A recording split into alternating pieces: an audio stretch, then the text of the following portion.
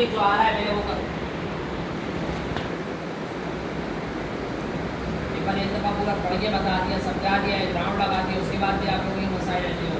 इसका मतलब ये होता है कि जो है आप लोगों की सही तरीके से तैयारी नहीं है।